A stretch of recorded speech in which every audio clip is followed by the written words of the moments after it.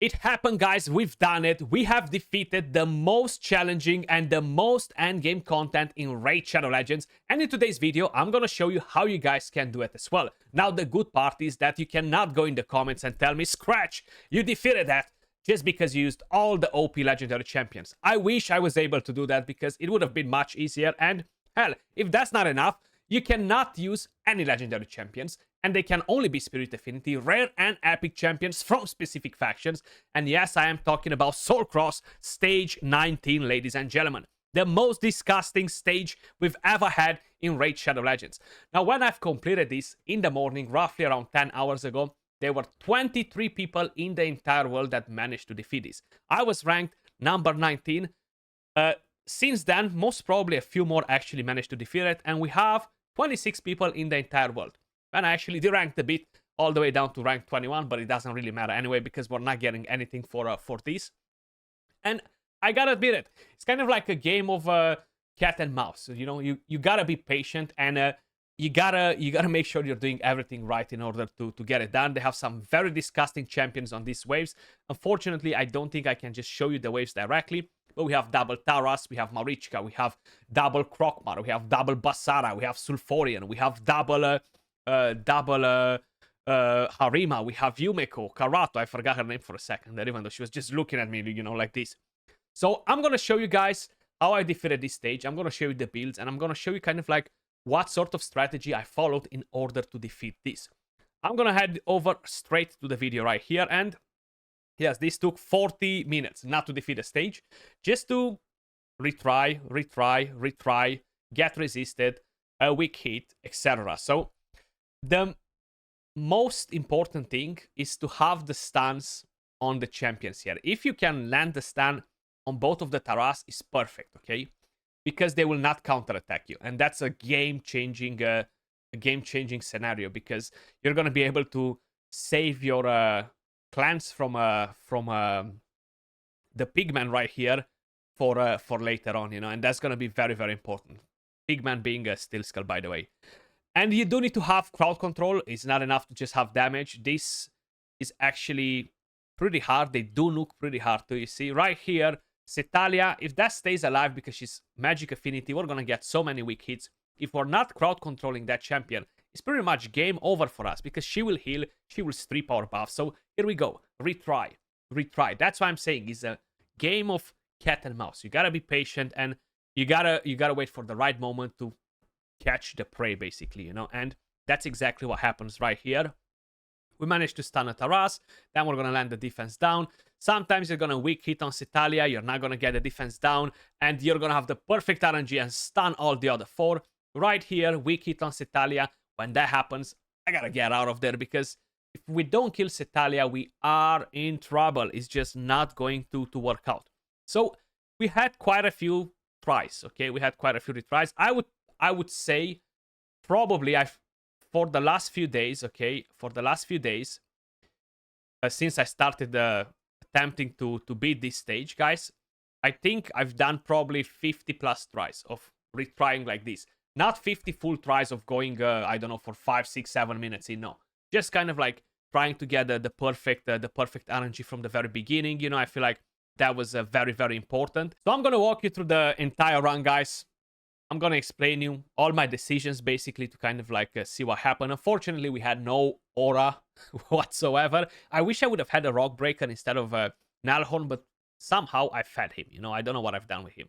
So you want to start with that defense up. You want to have as many refresh accessories as possible, and you put defense up so you have more damage with Morag right here, you know. We weak hit on Cetalia, but we had a good RNG with the rest. So I'm still going in with the run. We landed the Frost right there, which is actually pretty helpful.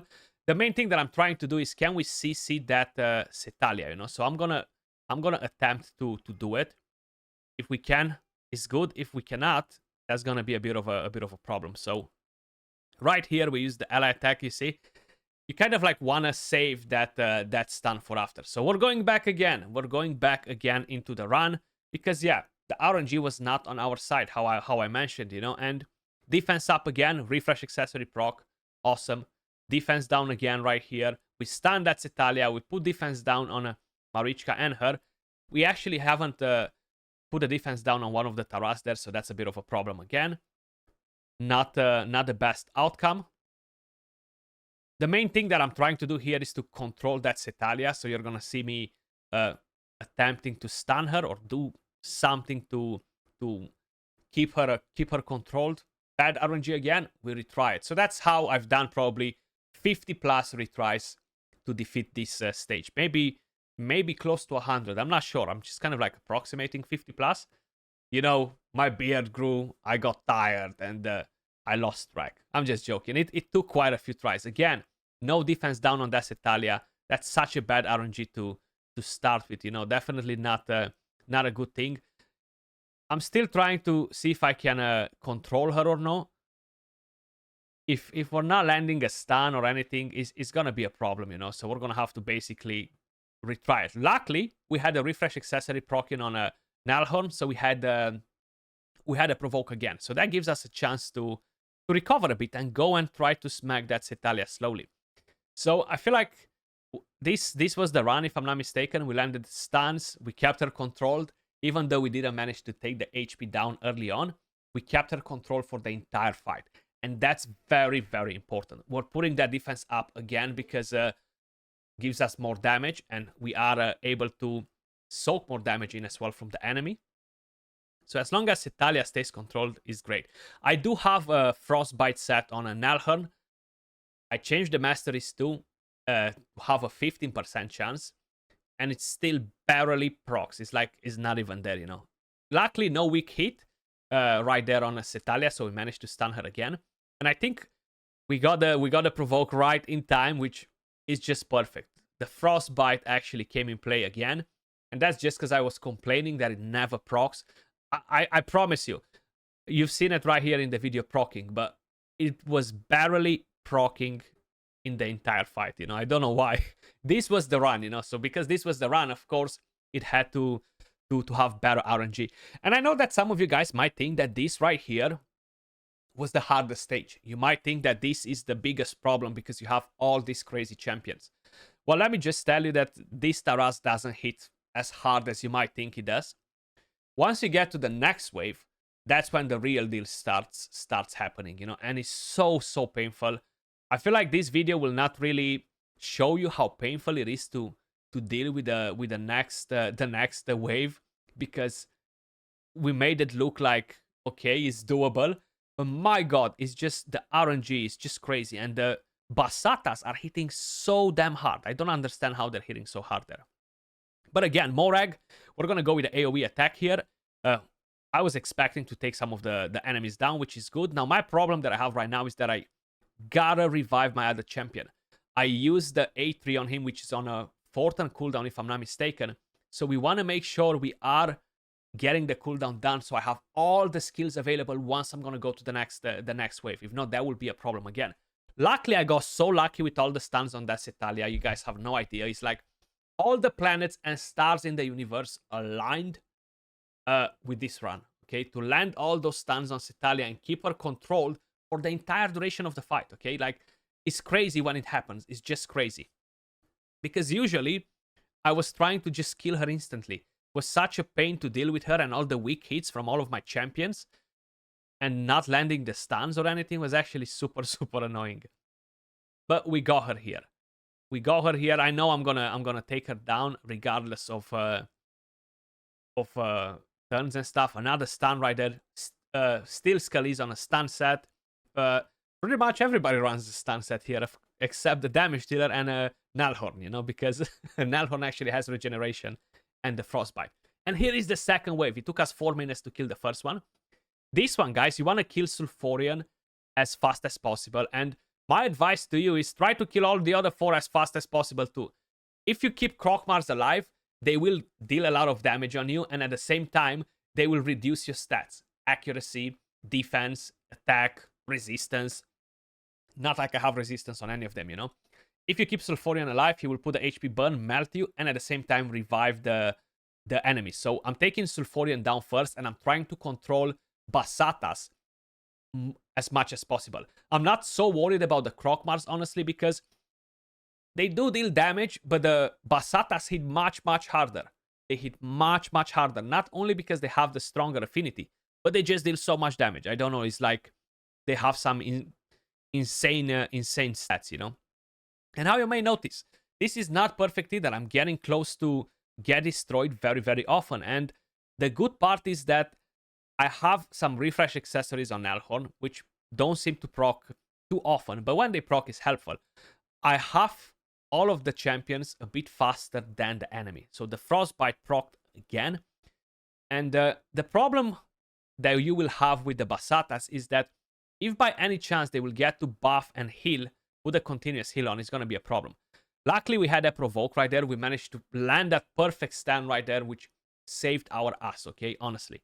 If that was not happening, I think we were going to be in trouble. So I'm actually attempting to stun rather than to go and revive the other champion. Right here again, we're going to drop an AoE. We almost killed some of the others, and we're going to try to heal our main damage there. We want to make sure we're not going to be in trouble here. And again, I'm not reviving because I know the Krokmars will take a turn. They will kill my champion if they proc the crit hit and gain the extra turn. So that's gonna be a problem. Here, I will prioritize to kill the Krokmars as fast as possible and control the Basata as much as possible, because that will be key too. So we're trying to kill that Krokmar right there on the side. We stun him. I'm still gonna damage that one because he has a continuous heal. I want to make sure I'm gonna be able to take him down next time when I'm taking a turn with Morag, you know, or ally attack, whatever we have in play. I'm actually gonna use that one, so we gain the extra turn. We took him down, gained the extra turn. Now we're gonna use the AoE, and the problem that you will have here, Krokmar will drop your accuracy, so you're gonna start getting resisted on Nalhorn or other champions that need the accuracy for you, and that can cause you issues. So you want to have a nasty amount of accuracy on your crowd control champion, and I didn't have that. I had like 360. You need to have probably 450 to be in a safe spot to don't get resisted when Krokmar messes you up, you know. And how you may notice, the provoke is king. We got resisted right here again because why not? So we're about to see what Basata can do. Put the continuous heals, put the strengthen on the enemy, which will slow us down quite a bit. This wave is much, much harder than the first wave, guys. Trust me. You do have Taras, Marichka, Setalia, Staltus on there, but this one is much, much harder. 100%. At least it felt much harder for me, and I feel like if I'm asking all the 26 people that did it, probably 20 at least will say that this was harder than the first wave, you know. And the frustrating part as well is that you defeat the first wave with all the RNG that you need to get done, and then you come here and this smacks you, and you have more RNG on here that you kind of like need to defeat at the same time. He stuns you. When you revive, he stuns again. And there's so many things that can go wrong on this second wave. And not to mention that we have the third wave, which is pretty disgusting as well. I feel like it's not as hard as the other two, you know, but we're gonna get to it in a second. We still gotta kill him. I'm getting resisted on Kinegashi because I don't have a high accuracy for her turn meter on the A1. It would be helpful, but I decided to change a bit the build. I can't really remember why. So I dropped the accuracy. I think I just wanted to tank her more because she was getting killed too much. Resisted again. Such an annoying thing, you know. Luckily, every round resets that, you know. So once we're gonna move to the next wave, we're not gonna have the same issues again from Krokmar, which is very, very good. So there we go. We use the AoE there, and I know I will have enough time to get my my skills on cooldown, because this Basata will have the continuous heal. I'll be getting so many weak hits, you know, like it's just a joke. And with him as well, whenever I use the A2, I tend to get a lot of weak hits, you know. Thankfully, this run was actually spot on, and we didn't got as many. I do tend to try and use that skill on a champion that's not strong affinity, so we avoid the weak hits and we guarantee a stun. But look how much damage he's doing, man. It's crazy, right? Like, he's dropping Taras. You've seen Taras counterattacking when I was hitting Marichka. They were barely scratching my Morag. These guys, they're literally taking 50% of her HP like it's butter. To Taras, they cannot do that, you know? But this freaking freaking dino will wreck your entire team. That's how annoying they were, these ones. Like, they were really frustrating, you know. And I don't really care about the turn count. Yeah, I would like it to be 20 turn counts and call it a day, but it's not the case, and it doesn't really matter. We got resisted again, but we still managed to land that stun. That stun actually came from the stun set, which is actually very, very good. And again, A1, we took it down. It took us almost 6 minutes. And here we are. Double Harima. We have Yumeko. We have Karato, and we have Jingwon. For a second, I forgot that Jingwon actually dispels all the crowd control, and I just wasted that provoke. And the problem was the immunity that landed on them. I was like, oh no, don't tell me that they're gonna wreck me. I wasn't able to land defense down on them to deal a lot of damage. So that was a problem. But either without that, we actually dealt a good amount of damage. When I've seen Karato taking the turn, I was like, oh my god, that's it, game over. Then Harimas, I was like, oh no, that's it, we're gonna die. But funny enough, we managed to survive. We managed to land a few stuns in here, and that's all that we needed, okay? This wave was 10 times easier than the other ones. Easily 10 times easier than wave 1 and wave 2, okay? As intimidating as it might seem to you guys, avoid the mistake of putting a crowd control instantly. Land that defense down before if you are using a defense down champion, and keep the crowd control for the next run, or try to use just a stun on one of them or something. So Jingwon will do it after, but this was it pretty much. You know, from here on is actually going much better. We've already melted three of their characters in here, so we're gonna take down Karato because he can gain a lot of extra turns. Yes, Harima, she's there, she's dangerous. The good part is that she's Force Affinity. I don't have any Demon Spawn champions in here, so I am expecting to see quite a few weak hits from them. So it's not such a big deal, you know, overall. If Yumeko is left alive alone, even with Jingwon, they're not a big threat, you know. So we're gonna try to drop in an A3 maybe and gain the extra turn, make the most out of it, you know. Because why not? No defense down, but they're not as tanky. It doesn't feel like these characters are as tanky as the previous ones. I've seen their stats before, but I honestly forgot. I can't remember them from the top of my head, so I can't really compare them with the other ones. And of course, Yumeko's reflect debuff, you know. We still managed to stun her and take her down, and the provoke, the target changed again because of the reflect debuffs from Yumeko. But either way, just one Harima won't be enough to take us down, guys. This was the hardest and most challenging content in Raid Shadow Legends. Now, why do you want to go and defeat this? You are getting the 20 Curse Remnants.